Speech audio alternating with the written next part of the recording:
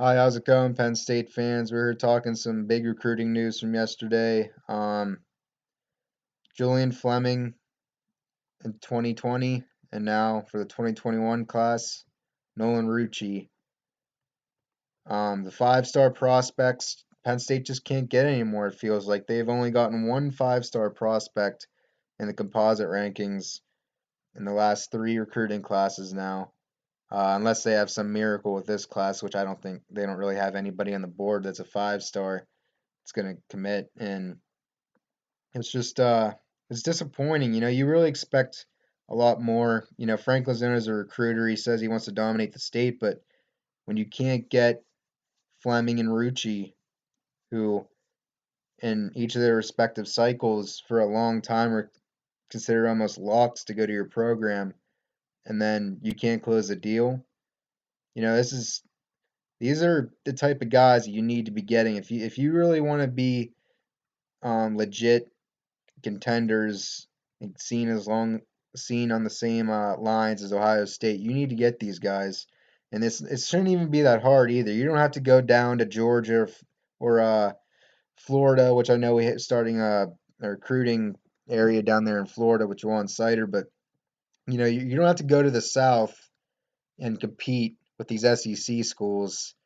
All you have to do is compete with Wisconsin mainly in this, and it was disappointing. I'm not saying Wisconsin is this horrible program or anything, and I know they have great O-line pedigree, but Penn State should be able to get these guys in Pennsylvania, specifically a guy whose father went to Penn State, and you know, it's just disappointing that we should have Julian Fleming and Nolan Rucci right now, um, and we don't.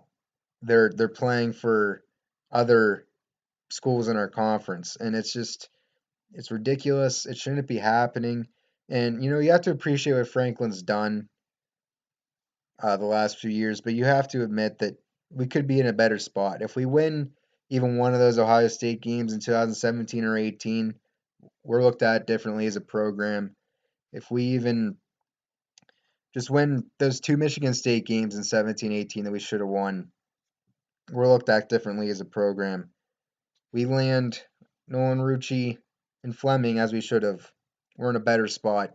And you have to criticize Franklin when it comes to that. He's done a great job since 2014 when he took over.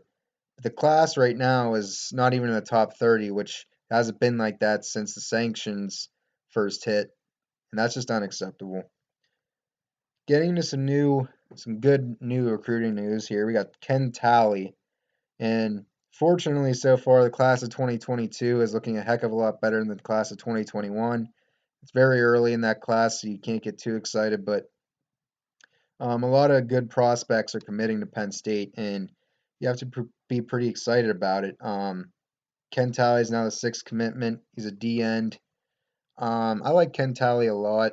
I feel like he hasn't reached his full potential yet, too. I feel like as far as technique and use of hands on the line of scrimmage, I feel like he can get a lot better in that area. I feel like he's a really good athlete.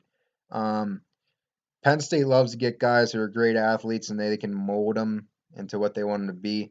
And I feel like this is another example of that. Um, he's a guy that's been expected to go to Penn State for a while. Four-star, ranked 165th in the class of 2022. Um, and he's a guy that is listed as a DN. He'll probably play DN, but he could play linebacker if he had to be. He's just a good edge rusher. He could stand up rush. Um, he's listed at 6'3", 230, which is really good size. Um, and he's a guy that I think can just even get bigger, stronger, faster as it goes along. Here's some highlights. He's just a guy that he's only a junior um, this year, and I think that that's really important to remember. He can grow, and what I'm just worried about with anybody that commits this early is that you can decommit.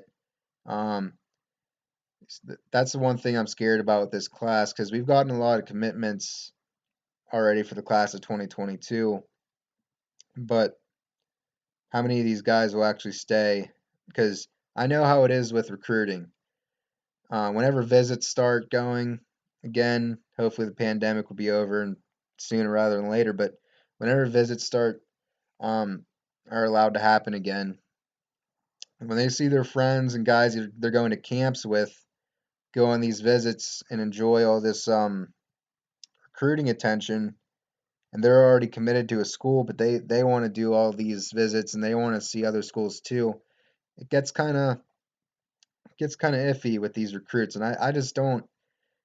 I'm not going to get too excited about this class. It's nice so far. It's looking like it's going to be a lot better than last class, or hopefully we can get a top five class. We haven't even gotten that in the James Franklin area yet. We had six in 2018. There was sixth ranked class in the composite rankings, but that class has done pretty well so far. All right. Well, anyways, we're getting into some Big Ten news. Of course, the Big Ten drama never ends. Kevin Warren, from what I'm hearing, he's a guy that wants to advocate for a season, but the problem is that he's willing to put the decision on the presidents. He did it when he chose to postpone, and he's doing it still. And I feel like he has the decision to make. I don't think that the presidents are the ones that should be able to control all of this. Jim Delaney, when he was the commissioner, he ruled with an iron fist. And the presidents, I feel like, want to take this opportunity to get some of that power back with a rookie commissioner. And I'm just disappointed with how all this has been handled. There's been no unity in the conference, and I hope they play in October. From what I'm hearing, I don't think they'll end up playing in October. I think um, the presidents, and if they do end up playing in October, it'll because only like a few teams will play. I think maybe like 8 to 10 teams will end up playing.